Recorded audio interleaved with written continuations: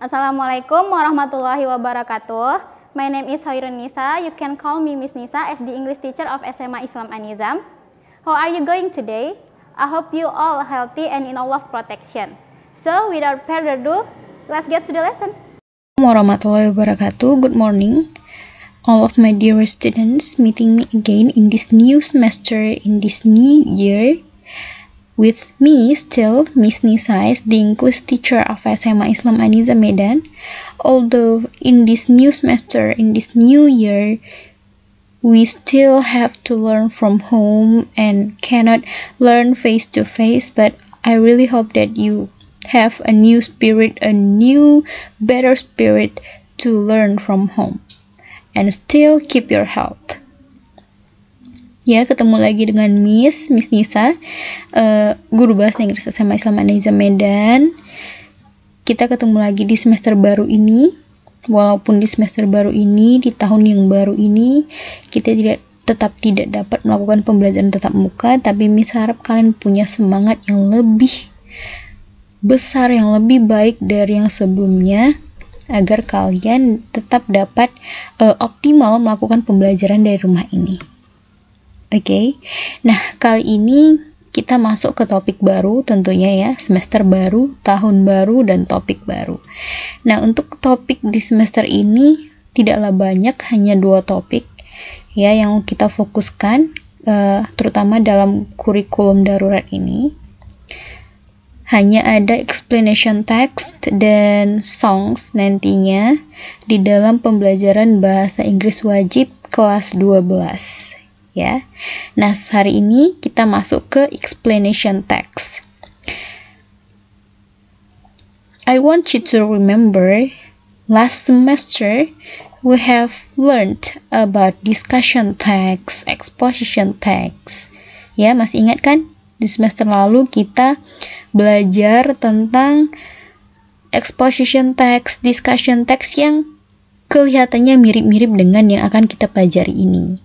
Miss harap masih ingat dengan pembelajaran sebelumnya itu tentang exposition text, tentang discussion text ya. Miss harap masih ingat. Nah, seperti yang selalu Miss bilang, pembelajaran genre teks itu, jenis-jenis teks dalam bahasa Inggris itu kelihatannya mudah ya. Kelihatannya mudah, tapi teks-teks inilah, jenis-jenis teks inilah yang selalu masuk ke dalam ujian. Jenis ujian apapun pasti masuk ya. Dia di bagian reading skill biasanya, yang dia teksnya panjang-panjang dan kalian akan ditanya tentang suatu pertanyaan ya. Nah, walaupun dia terlihat gampang, tapi ini sangat penting. Sesuatu yang biasanya kita anggap gampang, kita anggap sepele, itu yang biasanya dia membuat kita lengah gitu. Ya kan, yang sebenarnya gampang tapi kita nggak bisa dapat poinnya gitu. So I hope you to focus ya, fokus semuanya untuk pembelajaran kita, apalagi di semester 2 ini, apalagi kelas 12 harus benar-benar fokus ya, benar-benar semangat belajar, dan tetap kunci utamanya berdoa dan jaga kesehatan. Oke? Nah, jadi apa sih sebenarnya explanation text itu? Ya, apa sih sebenarnya? Coba, kira-kira di bayangan kalian ketika mendengar kata-kata explanation text. Explanation, apa artinya? Penjelasan ya. Teks. Ya, teks penjelasan. Explanation itu adalah kata benda dari yang kata kerjanya adalah explain ya. Explain itu menjelaskan. Explanation itu penjelasan. Ya. Jadi kira-kira sudah tergambar apa itu explanation text? Nah, explanation text itu nih, a text that explains a certain process of how can something happen, of how and why something can happen. Ya, jadi explanation text itu adalah teks yang menjelaskan proses tertentu bagaimana sesuatu itu bisa terjadi dan mengapa terjadi. Ya, melihat dan mendengar pengertiannya ini kalian ada bingung nggak? Pasti bingung ya kan?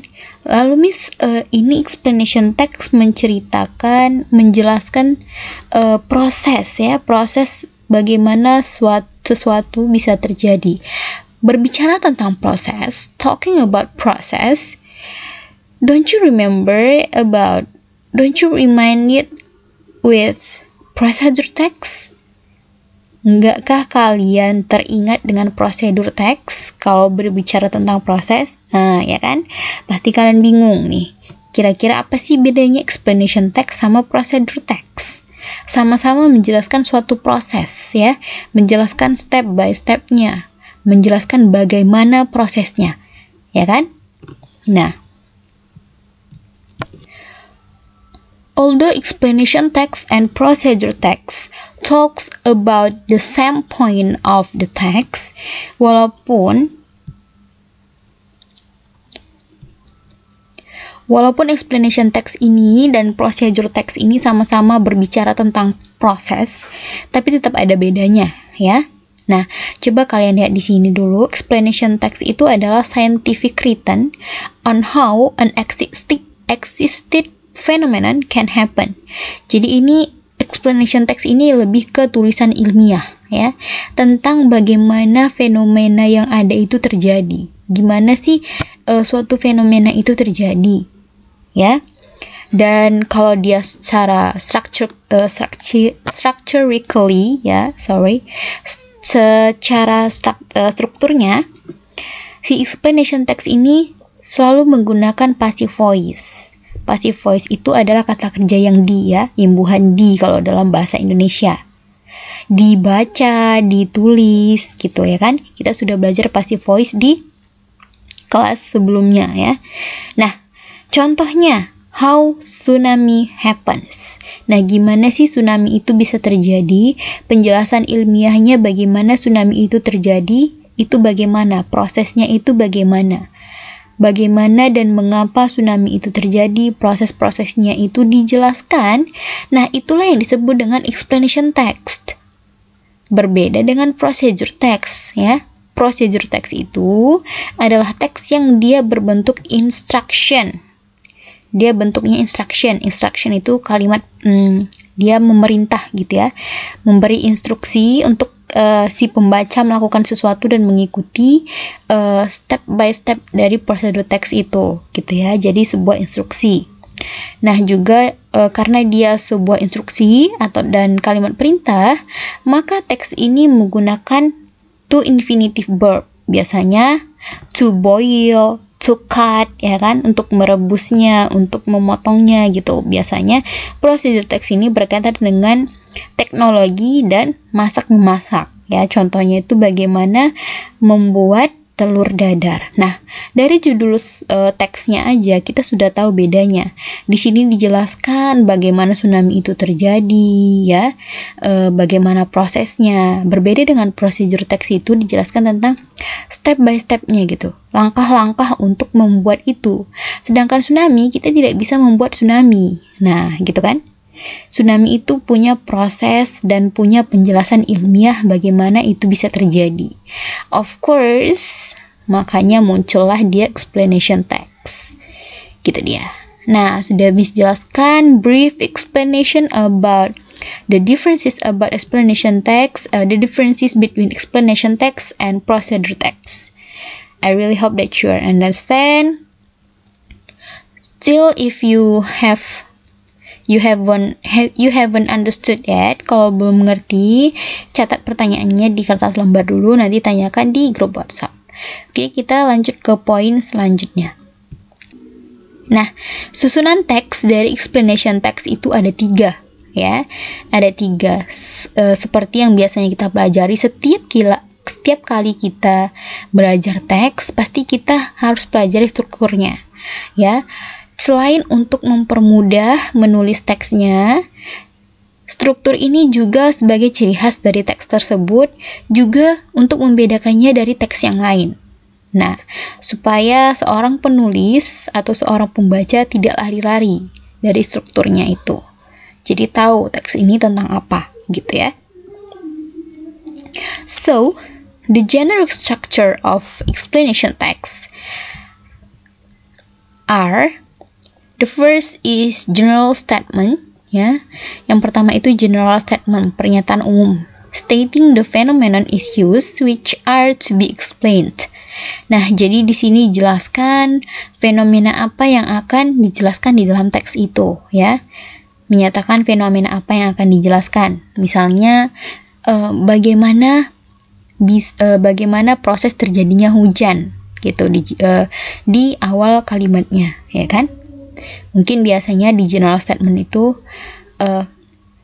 setiap kali hujan, tidakkah kamu penasaran bagaimana proses terjadinya hujan itu? Nah, bisa saja begitu general statement-nya untuk mengarahkan, untuk memberi kata kunci apa yang akan dibahas di paragraf selanjutnya, gitu. Nah, di paragraf selanjutnya strukturnya itu namanya sequence of explanation. Jadi penjelasannya itu berbentuk sequence. Sequence itu berurutan, gitu. Nggak bisa ketika kalian ingin menjelaskan terjadinya hujan, kalian tidak bisa memulai dari terjadinya hujan dulu, baru mundur terbentuknya awan, baru mundur adanya evaporasi, gitu kan. Tidak bisa, kalian harus menjelaskannya berurutan dari awal bagaimana proses terjadinya hujan itu, gitu, ya kan. Makanya dia disebut sequenced, berurutan. Nah, sequence of explanation ini stating a series of process on how and why the phenomenon happens. Nah, menyatakan runtutan proses bagaimana dan mengapa fenomena itu bisa terjadi. Nah, setelah general statement, lalu dijelaskanlah proses-proses bagaimana fenomena yang dibahas dalam teks itu terjadi secara runtut, ya, secara berurutan. Nah, selanjutnya closing ini optional, biasanya di akhir itu dijelaskan, nah begitulah bagaimana hujan terjadi, itu biasanya closingnya di bawah, ya kan. Nah, ini optional, tidak selalu harus ada, bisa ada dan bisa tidak. Oke? Nah, the language features atau characteristics of explanation text itu sendiri ada present tenses, penggunaan present tenses, ya, berbagai macam jenis tenses tapi yang present, ya. Action verbs juga ada, passive voice, noun phrases, technical terms, ya. Biasanya di teks-teks yang bersifat ilmiah, dia yang scientific, ya, bersifat ilmiah teksnya itu selalu ada technical terms, ya, istilah-istilah yang hanya digunakan di dalam bahasan-bahasan tertentu, gitu ya. Seperti misalnya kalau di dalam explanation text ini contohnya bagaimana proses terjadinya hujan, mungkin di dalam ada istilah evaporasi. Nah, istilah evaporasi ini hanya digunakan di dalam bahasan bagaimana terjadinya hujan ini, hanya digunakan di dalam bahasan scientific atau bahasan teks ilmiah, gitu ya. Oke. Nah, seperti biasanya kalau namanya language features, membahas language features, unsur kebahasaan dari teks itu, ciri-ciri bahasa-bahasa yang dan struktur yang digunakan di dalam teks itu. Nah, seperti ini. Seperti biasanya kita akan butuh waktu lama untuk membahasnya. So, we will discuss about the language features of explanation text next week. Today we focus on the general structure of explanation text. Nah, jadi akan Miss berikan contoh teks dan kita akan analisis strukturnya, generic structure-nya. Okay, I have a kind of explanation text, an example of explanation text here, with the title of How Does Rain Happen? Nah, bagaimana hujan itu terjadi? Seperti yang sudah Miss jelaskan tadi sebelumnya di contoh-contohnya, ya. Nah, kita akan analisis generic structure-nya, susunan dari text explanation ini.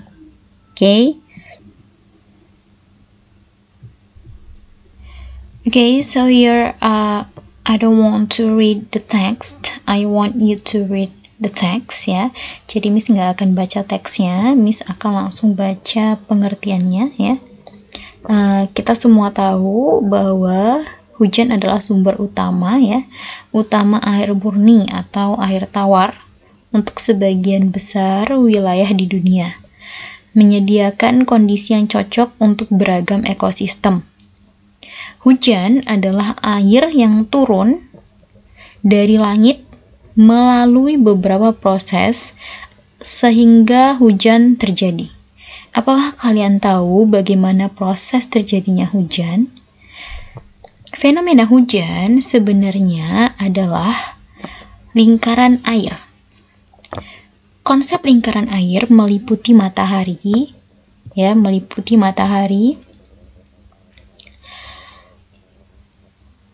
memanaskan permukaan air di bumi dan menyebabkan permukaan air tersebut menguap. Air di bumi termasuk air dari danau, sungai, dan laut. Lalu uap air tersebut mengalami kondensasi, atau dalam bahasa biologi itu seperti kondens, dia memadat pemadatan, dan menjadi embun, menjadi embun. Nah, embun tersebut terbentuk dari titik-titik air kecil, sehingga ketika suhu udara meninggi semakin tinggi, itu membuat titik-titik air itu berkumpul, memadat, dan terbentuklah awan. Nah, adanya angin membantu awan-awan tersebut bergerak dan berkumpul di tempat lain. Nah, di tempat lain yang memiliki suhu yang lebih rendah.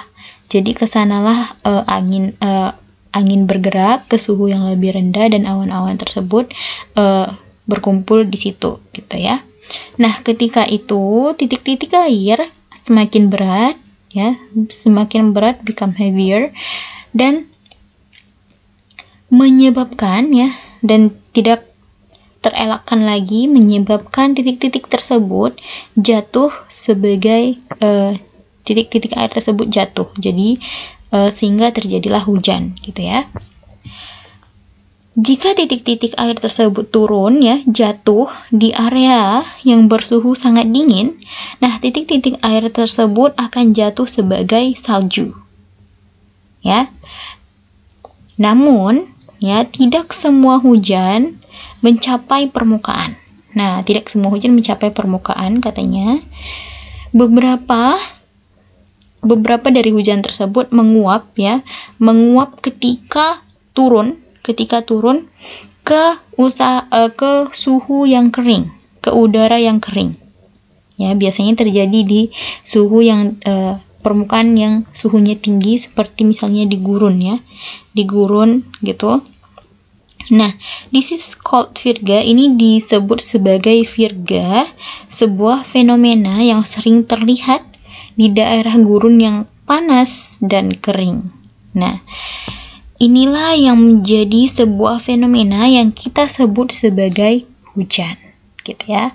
Nah, di sini sudah Miss tandai, sudah Miss beri warna, yang kuning merupakan yang Miss beri warna kuning di awal paragraf merupakan general statement-nya, yaitu statement atau kalimat atau paragraf yang mengarahkan apa sih yang akan dibahas dalam teks ini. Terutama explanation text itu apa sih yang akan dibahas, yaitu tentang proses terjadinya hujan.